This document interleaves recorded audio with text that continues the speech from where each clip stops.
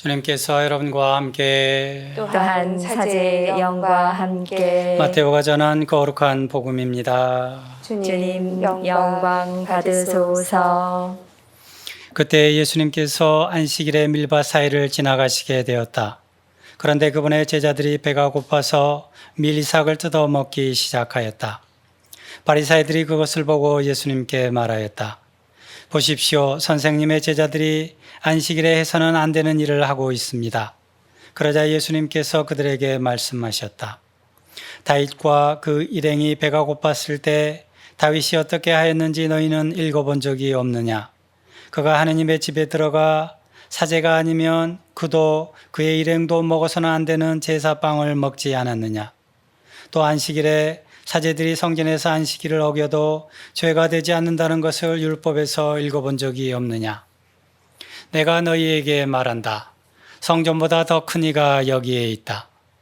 내가 바라는 것은 희생제물이 아니라 자비다 하신 말씀이 무슨 뜻인지 너희가 알았더라면 죄 없는 이들을 단죄하지는 않았을 것이다.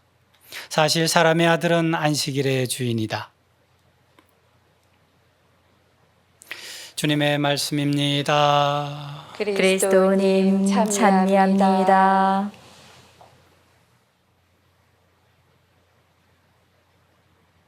안녕하세요. 안녕하세요. 오늘 복음에서 바리사이들과 예수님 사이에 안식일 논쟁이 벌어집니다. 우리가 하루를 어떻게 보내야 되는지, 특별히 우리가 주일을 어떻게 보내고 있으며 또 주일날 무엇을 해야 되는지를 이렇게 생각해 보게 하는 그런 주제입니다. 안식일 계명은 이스라엘 이집트를 탈출해서 시나이산에 도착했을 때 모세가 하느님께로부터 직접 받은 십계명 안에 포함되어 있습니다. 이집트에서 노예살이를 할 때는 안식일은커녕 노동의 강도가 이렇게 점점 세지는 것을 이렇게 우리가 알 수 있습니다. 탈출기에서 보면 모세와 아론이 파라오에게 가서 주님의 말씀을 전하자 파라오는 작업 감독들과 조장들에게 이렇게 명령합니다. 너희는 벽돌을 만드는 데 쓰는 집을 더 이상 대주지 마라. 그들이 직접 가서 집을 모아오게 하여라. 그러나 벽돌 생산량은 그들이 예전에 만들던 것만큼 그들에게 지워라. 오히려 노동의 강도가 더 죄오음을 알 수 있습니다. 이런 상황에서 어떻게 안식일을 생각할 수 있겠습니까? 이처럼 그전에 맛보지 못했던 새로운 안식일 계명이 생기자 무엇을 해야 하기보다는 무엇을 하지 말아야 대한 규정들이 이렇게 많이 생겨나기 시작했다고 그래요. 예수님 시대에도 이런 금령들이 많이 있었다고 합니다. 그래서 오늘 복음에서 바리사이들이 이러한 안식일법을 근거로 예수님의 제자들이 배가 고파서 밀리삭을 뜯어먹기 시작하자 보십시오, 선생님의 제자들이 안식일에 해서는 안 되는 일을 하고 있습니다 하고 고발합니다. 그러자 예수님은 구약시대에 다윗과 그 리행이 배가 고팠을 때 어떻게 했는지를 예로 들면서 제자들을 두둔합니다. 그러면서 내가 바라는 것은 희생제사가 아니라 자비이다 라는 말씀을 인용하십니다. 즉 이웃 사랑에 대해서 말씀하십니다. 여러분은 안식일에 해야 될 일이 무엇이라고 생각하십니까? 쉬는 것이죠. 당연히. 저도 그 말에 동의합니다. 그러나 안식일의 의미는 자기 자신만 쉬는 것뿐만 아니고 다른 사람을 쉬게 하는 것도 포함되어 있다고 합니다. 그런데 도움이 필요한 이웃이 있다면 우리가 어떻게 해야 할까요?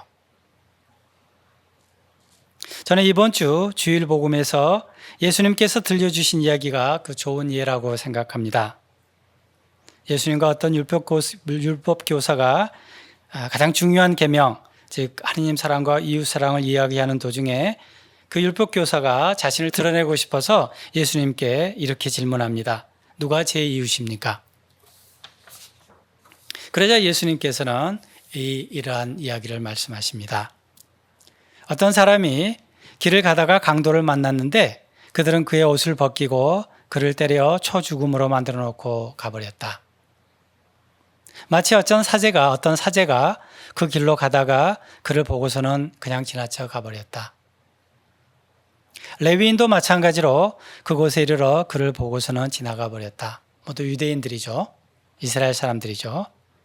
그런데 마침 그곳을 지나던 어떤 사마리아 사람은 그가 있는 곳에 이르러 그를 보고서는 가엾은 마음이 들었다. 그래서 그는 다가가 상처를 싸맨 다음 자기 노새에 태워 여관으로 데리고 가서 돌보아 주었다. 당시 사마리아 사람들은 이스라엘 사람들에게 이방인 취급받던 사람들입니다. 그리고 나서 그 율법 교사에게 묻습니다. 너희는 이 세 사람 가운데 누가 강도를 만난 사람에게 이웃이 되어 주었다고 생각하느냐? 길에 쓰러져 있는 사람을 지나간 세 사람 모두 이웃이었지만 누가 참된 이웃으로 행동했느냐는 것을 묻습니다. 율법 교사가 그에게 자비를 베푼 사람입니다 하고 대답하자 예수님께서는 그에게 이렇게 말씀하십니다. 너도 가서 그렇게 하여라. 마대 데레사 수녀님의 영화를 보면 거리에서 구걸하는 사람을 지나치고 나서 되돌아보니 더 이상 그 자리에 없는 사람을 생각하면서 수녀님께서 새로운 소명을 시작하신 것을 볼 수가 있습니다. 우리도 복음 말씀을 들을 때 복음 말씀을 듣기만 하거나 논쟁거리로 삼지 않고 이웃 사랑을 실천하는 그런 하루가 되었으면 좋겠습니다. 아멘.